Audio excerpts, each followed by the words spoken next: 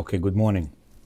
We're in our esteemed rabbi's home, Lulu Neshama, for his mom, Yael Bat Yafa, who passed away a couple of days ago at the age of 100. Bezat Hashem, we should get there and be as healthy as she was at the age that she was.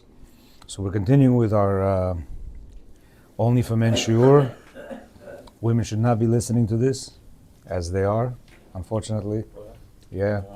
And it's no good because it's going to create more shalom bayit problems, because then they're going to start using these techniques against the husband. So we were saying, right. So we said what? As long as you know the difference between men and women, if we know the difference between men and women, then we can be able to deal with them. You hear? So last time we ended off with really we cannot criticize. And interesting enough, in the book of Rav Shalom Arush, he says if you want to say some kind of word of let's say constructive criticism, there's a way to do it. First of all, he said you have to pray to Hashem that she'll accept it. Yeah. Wait 2 days. Wait 2-3 days, and then he really said, "B'kitzur, don't do it. Here he's saying an interesting thing where, if you want to criticize, there's a way to do it. He says first you say something nice. Then you say the critical remark, and then you finish it by something nice. Does this work? It doesn't work. Because at the end of the day, we have to learn the art of criticism, or I should say it's constructive criticism. We're not saying anything bad. We're trying to, emphasize on something that's bothering us, yeah? This actually is good for the woman as well. Yesterday, Saturday morning, yeah, I had a wonderful week. Everything was fine, we had beautiful Shabbat evening, Friday night, everything. So my alarm rang. And it woke her up a little bit, as it usually does. And it's 15-20 second alarm, which just goes off a little bit. She got a little bit frustrated because she got up. And before I was about to leave to shul, it is 5 a.m, she did one of these, "Can we make a deal that you find a place for this thing to try to whatever?" So now I got a little bit offended. For 3 seconds, I assessed my situation. I said, "What are you getting offended for?" That's her feelings. You understand? Yes, it would be proper for her to later on tell me, "My love, I'm so proud of you that you get up so early in the morning and this and that, Make you a sandwich. and you're such a tzaddik, and many men sleep until 10, 11 o'clock. You get up so early, so on and so forth. But please try not to because I'm suffering this, that. But I do want to say to you that what I said, you probably one in a gazillion of men who does this. You know what I would feel like? I would feel like a king. So why am I saying this? Because this is how we have to talk to her whenever we have some kind of thing that bothers us and we need to tell her, right? When the relationship is repaired, when we're not like this and we're like this, right? We're able to, mention certain things that are bothering us, but we're couching this with very, very fluffy pillows between it, yeah? Where we tell her, "You're an amazing woman, you're this and that, and I love you. I can never find a wife like you, and then whatever thing that bothers you, yeah, and then whatever." So, but he says a general rule in avoiding the need for criticism. The first 5 minutes after a man comes home are critical for setting the tone for the rest of the night. Why? Because we come home very nervous, very, wired up. We have so many things in our back. Sometimes dozens of customers and things, in and out of the day. A good piece of advice, when the husband arrives home, and finds mountains of unfolded laundry on the couch or on the chair where he usually sits, instead of ranting, let him try to find something positive about the situation. Let him say to his wife, "Wow, you sure did a lot of laundry today," and go find himself another seat, feeling good about his wife's accomplishments. What do? We're wired up, and we see all this balagan, which, she's been working, right? Laundry here, toys there, kids are there, this and that. When we want to settle down because we're wired, he says, don't go crazy. Find something nice that she did and say, "Wow," and then find yourself another place to sit. He enters the house and smells something burnt. Instead of saying, "I guess there won't be any dinner for tonight," let him remark, "I see you put a lot of effort in this supper, but it looks like it might have burned. Is there anything I can do to help? Maybe we can order food, maybe we can this, that, He said, instead of losing one's temper against a wife who complains about her difficulty in coping with the day's challenges, he can make her a cup of tea or serve her a cold drink, his face expressing commiseration. He might say, I understand. I can see that you really had a hard day's work. See, we don't know what she went through. We know what we went through, but we don't know what she went through. As the captain of the ship, the captain, he very rarely cares about his feelings. Why? Because he's the captain. He does care about what's going on with this manager of housekeeping, with this manager of entertainment, with this manager of whatever. You understand? Why? Because depending on how he's going to do, that's how the entertainment is going to be. Depending on how he's feeling, that's how the maintenance is going to be. So therefore, when we come home, we have to understand, what's my wife feeling right now? But unfortunately, we're so selfish, we're thinking, what am I feeling right now? I'm feeling hungry, I'm feeling stressed, I'm feeling tired, I'm feeling all these things. But for a second, what is she feeling? You understand why? Because as a manager, right, we have to understand, what are my employees feeling like so they can take care of my customers, correct? Here, my customers are my children. My customers is the house. And therefore, I have to be feeling for her. Okay, how is she feeling? And try to make her feel good. Yeah? He says, a husband who embraces this kind of approach towards his wife will discover her to be a loving and devoted, but most importantly, a woman full of joy, one who invests her strength in her husband and children and exerts herself happily for them. Why? If you care about this manager of whatever, how is he going to do his job? Unbelievably. If you don't care for him, you know what he's going to do? He's not going to care for the department that he works in. And then you're going to have to look for another department head, correct? Same thing with her. If we infuse into her this love and how you feeling, sweetie, how's your day, how are you doing, right? Now she cares of what she's doing. Another piece of advice, if he enters the house impatiently because he is hungry and immediately launches into criticism over whatever meets his eye, one can assume that the rest of the evening is lost. Once he gets started, he will find faults with many more things, and the whole family will suffer. What should he do? Is to stop the tension before it starts. He's hungry, tired, impatient, and much more. So if dinner is not yet ready, it's okay. Let him stop at a bakery, grab something to eat, little thing, yeah? Before? Yeah, before. And enter his house. Because look, if you know that your wife doesn't really have the dinner prepared all the time on time, yeah, it's always an hour late, and you're very hungry, grab something before.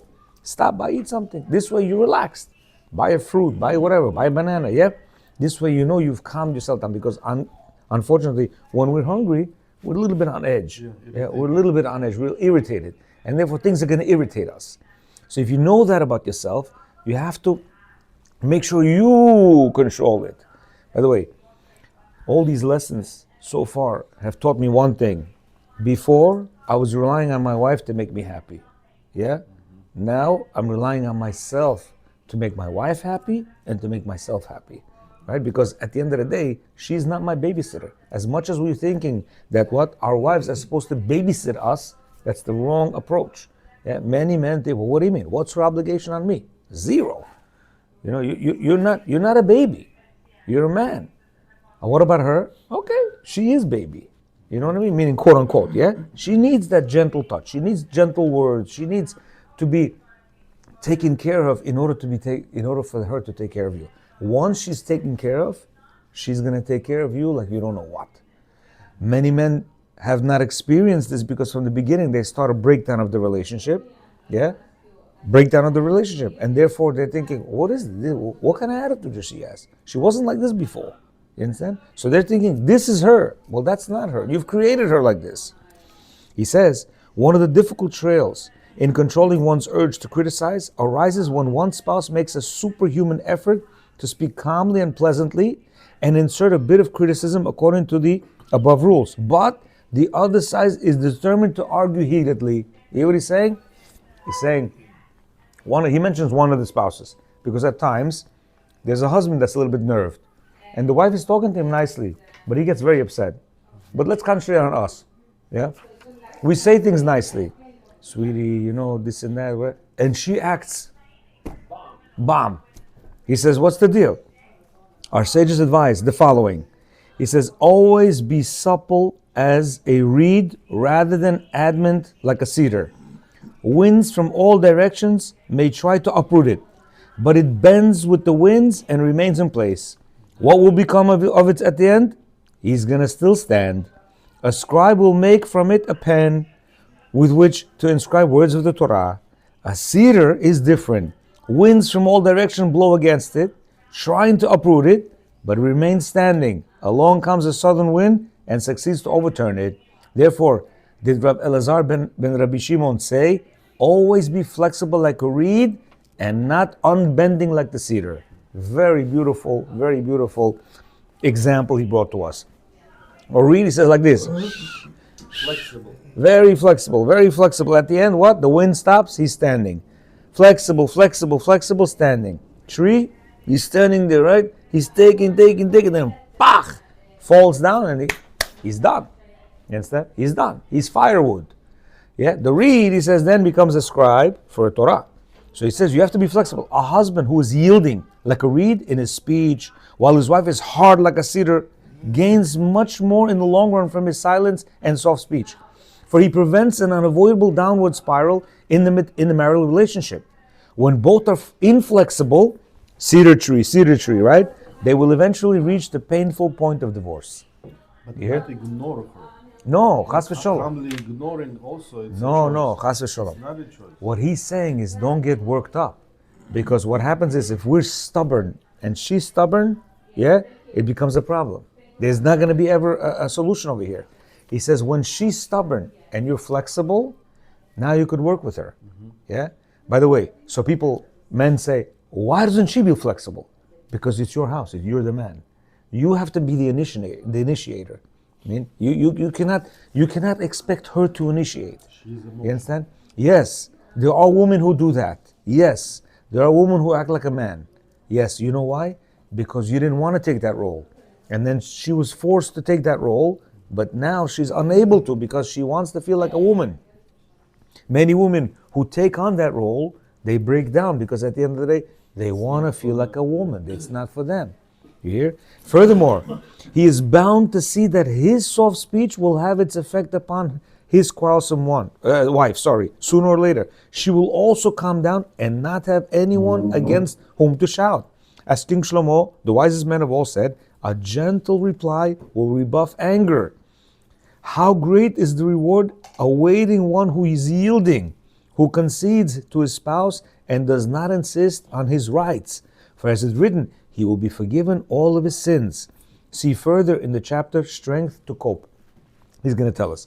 So let's say in my example, right? When she said what she said, I was gonna, and probably back in the days, I would say a sly remark. You know what's going to happen? That whole Shabbat is going to be face. Yeah, table's not going to be set when I come from shul. It's going to be like, here, whatever. And therefore, it's going to be unpleasantness. It's going to carry out to the night. Why? Then I'll be like, why is she? Hey, why is she talking? Why is she angry? And then I'm going to give her a face. And what's going to happen?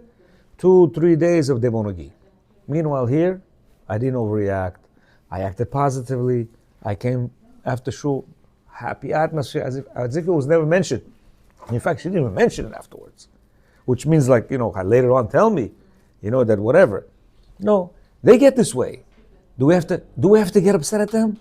No, keep your cool. They are emotional beings, right? They will spew something out of their mouths. Sometimes they even might say to themselves, why don't I even say that? But they're not going to mention it. Why? Because it's against their honor. They feel like, so they're not going to mention that. But they're going to, forget about it, yeah? If you're gonna dwell it in your mind, it's not going to get you anything. Can I say something? Absolutely. I think in the process of restoring the relationship, any incident that happens similar to this, Yes. it's important for a husband to use words, I am sorry.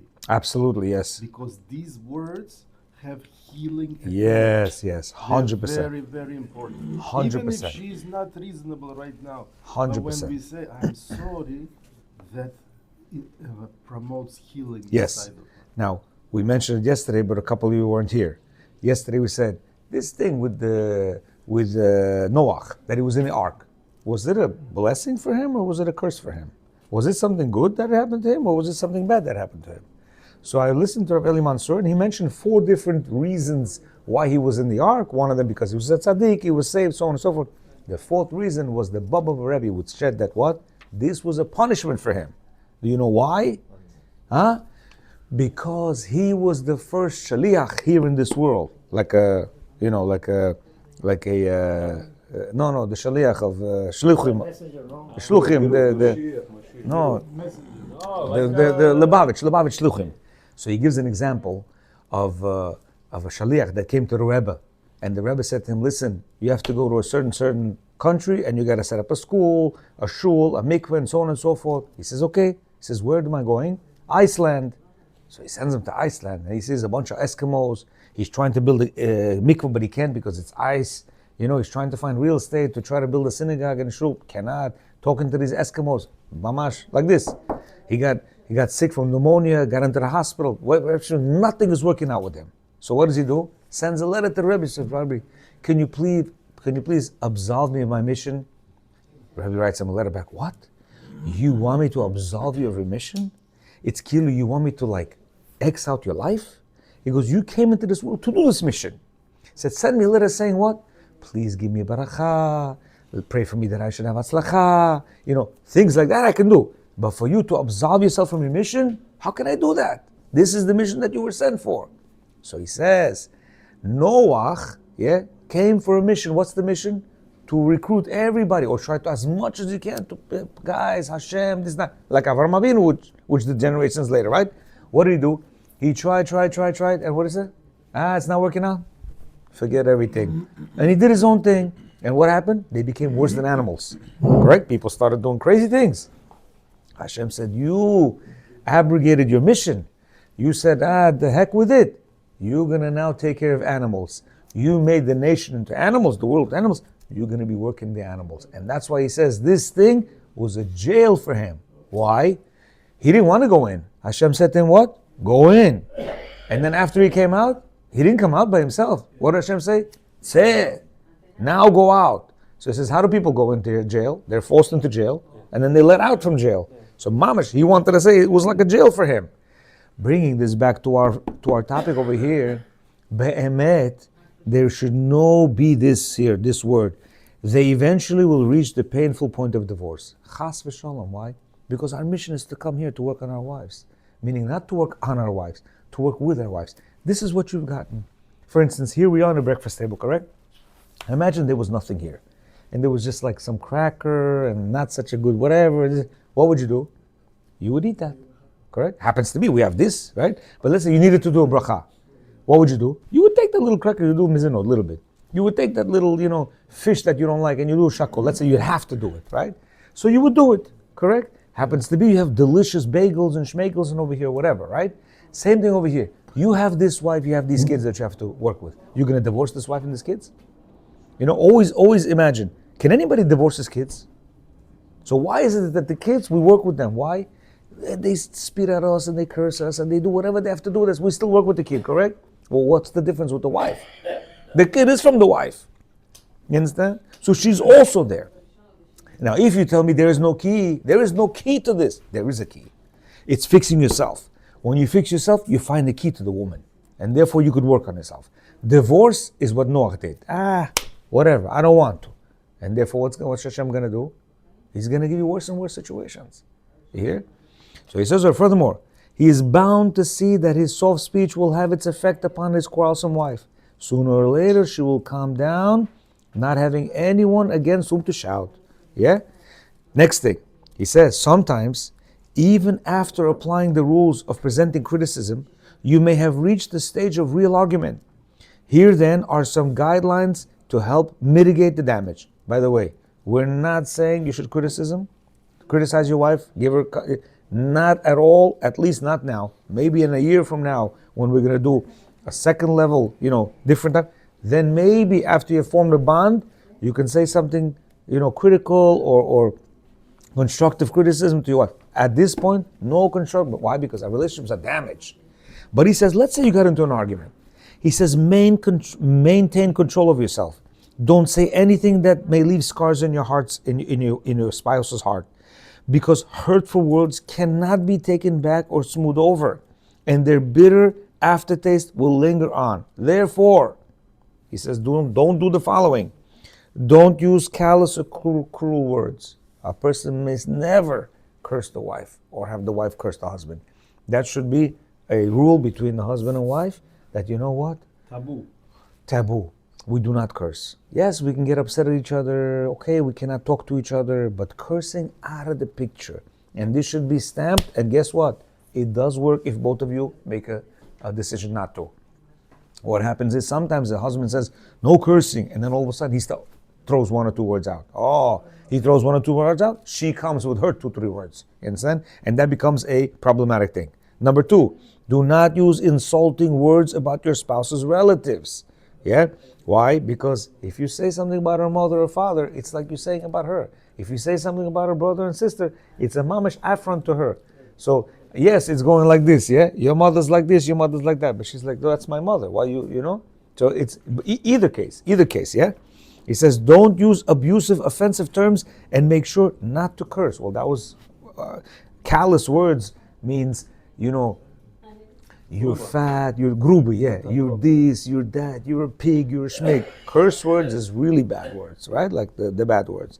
And don't argue or fight in the presence of your children, yeah? Which is a major, major no-no. And unfortunately, because we're not in control of ourselves, we blast out in front of our children. And imagine, we think that a child doesn't know.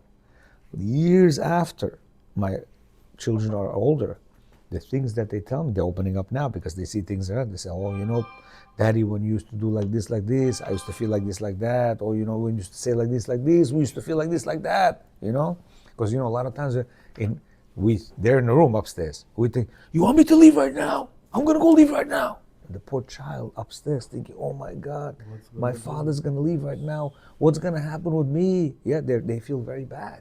You hear? They feel very bad. One guy texted me, says, you know, I was gonna leave also a couple years ago, but then my 12-year-old girl came to me, and she was like, Daddy, you're not going anywhere, are you? And he goes, I felt so bad, EB. It looked like the whole world crashed on me. Why? Because he has a good relationship with his daughter. Imagine how this daughter feels. Her father is her protector. Imagine you take the 12-year-old and you put her in the middle of Harlem with no father. That's how she feels. She feels like, oh my God, I'm bare and naked and not protected at all. Because where's my father?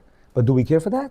No, bichlal, we scream out things, and they go through what's called traumatic experiences. And unfortunately, they become a little bit, you know, start biting their nails, start worrying, start, you know, doing all kinds of crazy things. Why? Because they are afraid. Yeah? So make sure we don't do these things. Number 5, know when to stop before things get totally out of control. That's impossible, because back in the days we were not in control. Nowadays, when we're in control, we understand, okay, we don't even get to here. But let's say sometimes you do feel like it's still getting a little bit heated like before, you must stop. It's not worth it. Yeah, like you told me, you said, I saw things were gonna get, and I went to the outside or whatever to get a breather. In summary, remember that there is a life after the argument, and words unsaid is still in your power. Once it's out of your mouth, the rules are over for you. Yeah, especially with women. You told me 25 years ago that I'm this and this. And you try to explain, no, but I just did that to hurt you. I didn't really mean that. No. Because you said it, you mean it. And that kills them. Imagine, we don't take words so seriously. Although there are men who with a little bit of, a stronger female characteristics, and the words do bother them. But a man, he doesn't, you say something to him, it like bounces off it. But a woman, you know what she does? She's constantly thinking, he said this to me, I'm fat, he said this to me. And even when she's friendly with you, you know what she's thinking? He said I'm fat, he said I'm ugly, he said I'm dirty, he said I'm this, he said I'm a lazy, he said I'm that. And that constantly plays, and then what happens is some little thing happens. What do they say? Bam, they lash out you. And the guy says, why is she lashing? Yeah, why is she lashing out at me? She's lashing out at you because 2 weeks ago or 2 months ago or years. even 2 years ago, you said something to her, and right now you triggered that same action as you said, and that's why she's lashing out at you. You understand? That's why a period of healing is a long process. Yeah, just because we work on ourselves 2-3 months, yeah, it doesn't mean that everything is nice and dandy. It will be nice and dandy, but we have to be strong enough to withstand this. Okay, now it says how to manage an argument. It says you want the strength to gain control over yourself during an agreement. You want to establish boundaries to your replies and reactions, despite the emotions seething inside of you. To be successful, here are several things to bear in mind, right? A wife wants to see a husband that is completely under control. Yeah? Meaning, when she says something nasty to you, and she knows it's not nice, she wants to see you not react. Why? Because when you don't react, she respects you. When you react and you say something nasty back, it's like kindergarten. La la la la la la la la la la la la. You understand? To support what she says. Sometimes she says like something off. Yeah. But she wants to hear from you. When you quiet down, she wants to tell me something to support me. You yell. So one second. Her like off. Look, when we're saying something bad, right? It's like she told me nastily with the alarm. I didn't respond back. Yes, that I have to support. You know why? Because it's a fact. She doesn't want to get up at 4 o'clock in the morning. It's not something that she wants. And it's a valid thing. You hear? I remember back in the day, you know what I used to tell her? Oh, you don't like it? Okay, I'm going to sleep in the basement now. You sleep here by yourself. Yeah. Why?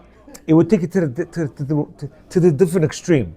So that means you want me out of the room. No problem. I got you. You understand? That's a baby way of answering. So what's You understand? The right way is validate, and you know what? Don't get up at that time. Get up. Now I have to find out. I want to buy a wristwatch that, so then, if there is such a thing, there must be such a thing. Yeah. So this way I'll get up because I'm not such a hard sleeper. I'll get, But we have to make it that. What we're saying is sometimes they'll say irrational thing. Don't overreact. You're a mujik. Don't overreact. Don't be a baby. Yeah, but should we validate the statement? Okay. Off statement, or even it's a good statement. Should we validate? No, validation is very important. Validation is very important. One of the major things they complain about, you don't validate my words, which means, let's say she says something, right? She's attacking his mom.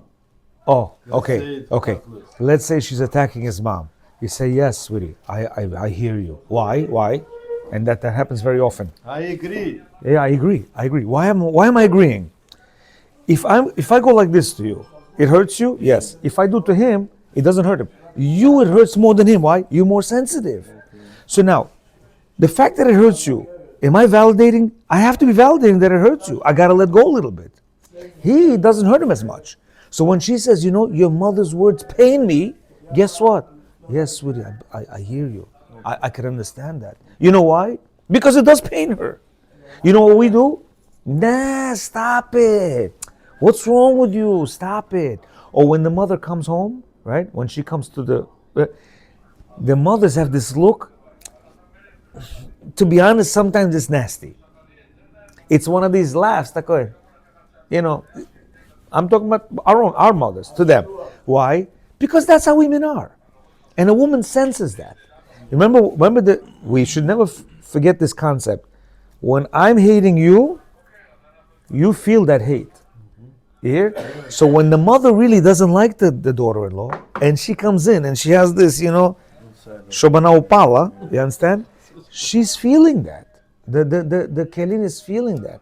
That's why a lot of times they say, can you please ask your parents not to come? It's like, why not? Why not? Her parents can come, but she's telling me my parents cannot come. You know why? Because she doesn't feel comfortable with your parents. She does not. You have to at least validate that. She wants him to be on her side. Yes. But the validation, as you're saying, the validation is true. It's a fact. She's not making this up, or else she wouldn't say that. You know what I mean? So you have to validate the feelings. The feelings have to validate. Do I have to believe that my mother is evil? No. But the fact that my wife feels this way, I have to validate her feelings. You understand? So he says, but we got off the topic. The topic is you have to make sure you're a mujik, that you don't fall. You understand? You don't fall. Another minute, then we'll do Birkat Hamazon. Yeah? He says, first and foremost, remember that whoever causes unjustified pain to another through his words is transgressing a commandment from the Torah. Do not oppress one another. Was everything you said in the argument justified and vindicated? You hear what he's saying? I was thinking this over the weekend, and somebody said, listen, I have to do one of the things. I'm going to eat a little piece of pig, or I'm going to majorly, embarrass my wife with words. Which one should you choose? What's the lesser evil? Which one should you choose? You know which one? The pig. Yeah. You know why? One love. Here you have you may not suffer you have at least 3 or 4 major Torah commandments that you're violating. We see pig. Breach of contract. Absolutely. Breach of contract. Because we have a ketubah that said, I'm going to honor you, so you're not honoring her. Imagine, here people say, pig? No, chas v'shalom, pig? But to call your wife a pig? Why? You're a pig. Look how dirty it is. You're this, you're that. Imagine how she's going to feel for days, weeks, months, years. This thing you ate, okay, Hashem says you bad boy, you no good boy. Okay, I will forgive you. Hashem, because you come Yom Kippur or whatever, not even Yom Kippur, this is not a Yom Kippur, solving. That, even Yom Kippur cannot solve. You understand what I'm saying? Meaning this pig you ate, right? This pig you ate, Chatati, aviti, pashati, I'm sorry, I don't know what caused me. You're a clean slate. Here you call her a pig, you svinya. You understand? And you say it with the whipped cream show. What's going to happen? No Chatati, aviti, pashati is going to help you. No fasting is going to help you. No Yom Kippur is going to help you. Unless you come to her and say, Motek, I'm really sorry for everything that I did. I really did not mean it. And you have to make her believe that you didn't mean it. You hear? And even Yom Kippur, you cannot absolve that unless you ask forgiveness from her and she really forgives you. This past Yom Kippur, several couples that I dealt with, they went into Yom Kippur without really sincerely saying I'm sorry to themselves, because I really still have the whatchamacallit inside of me. You understand? So therefore, we'll continue B'ezrat Hashem tomorrow. We have to watch what we say, because it could be dozens and dozens of violations of Torah that we are doing. Baruch Adonai Olam. Amen. Amen.